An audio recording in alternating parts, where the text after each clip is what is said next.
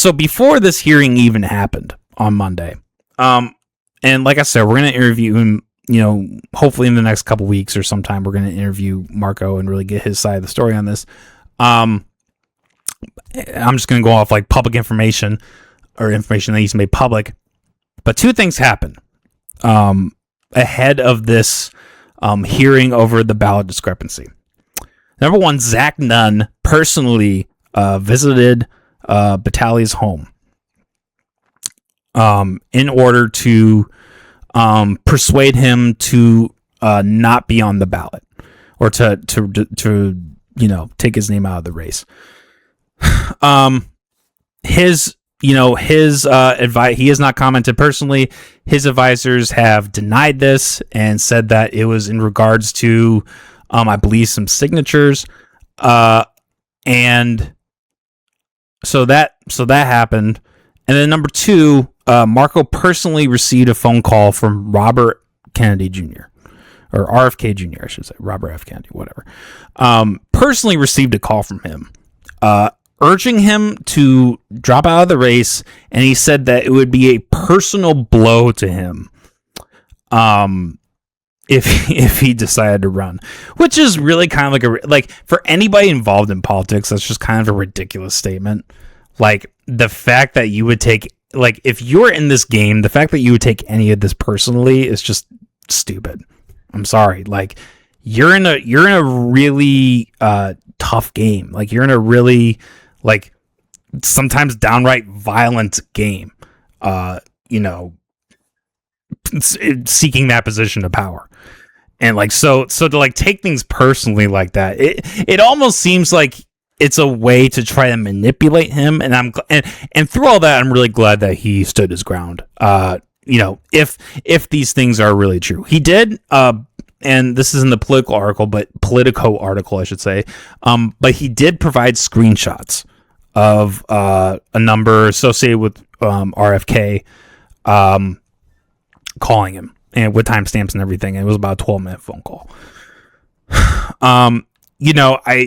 There isn't a recording of these conversations, so there's no way to prove that these things happened. So, I mean, the fact is that, I mean, like with all this stuff, right? Like these people are not going to be held accountable.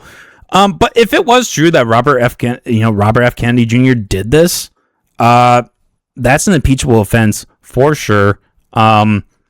You are definitely not supposed to use your position of power to try to dissuade people from running.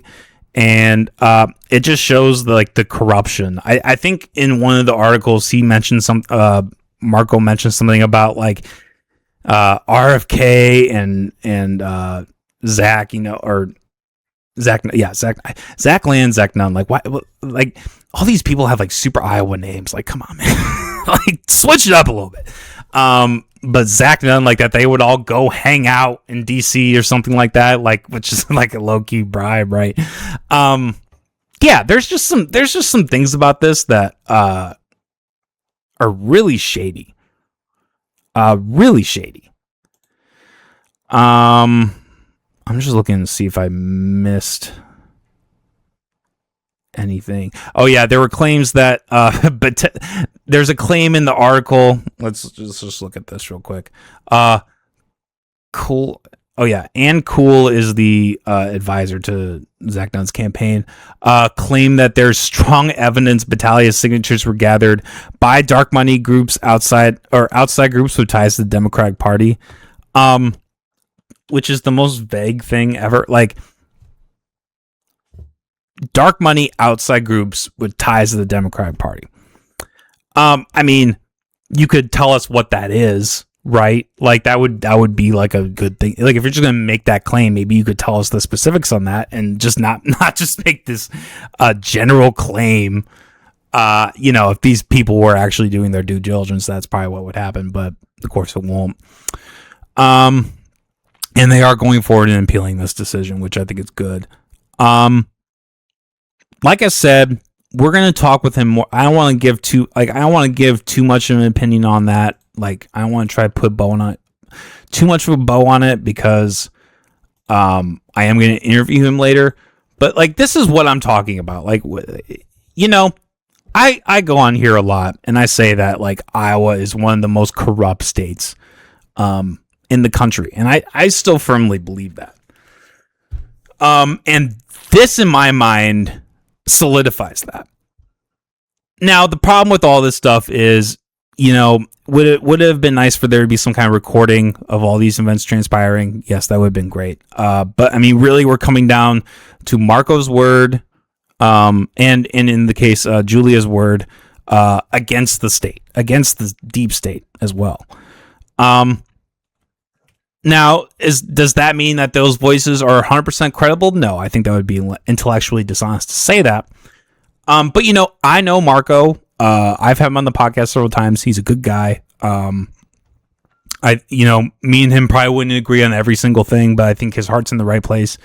And I would not ever see him doing something like this. Doing something where he's, conspiring with dark money groups associated with the Democratic Party, which is the most vague general thing ever, right? But also him lying about any of this, I just don't believe it. It seems to me that the very fact that there is Zach Nunn has not denied, visiting Marco's house. RFK has not commented, has conveniently ignored or declined comment on whether he called Marco. But I mean, we have the phone records. And if these things weren't true, why would they even bother contacting him? Right. I could see the whole thing with the signatures for Zach Nunn. I think it's a really lame excuse, but fine. Let's just say that that's true.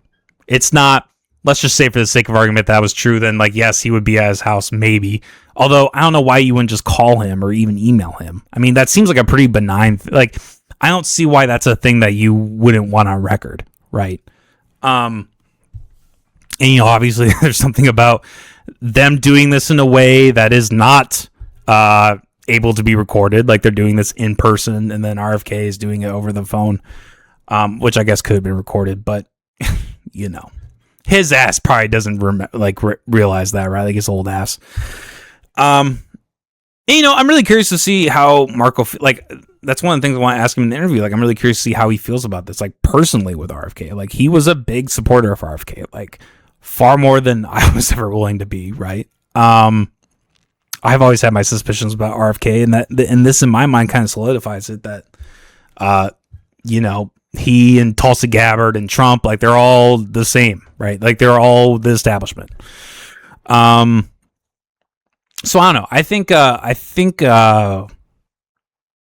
this is concerning. I think this is a clear sign of corruption.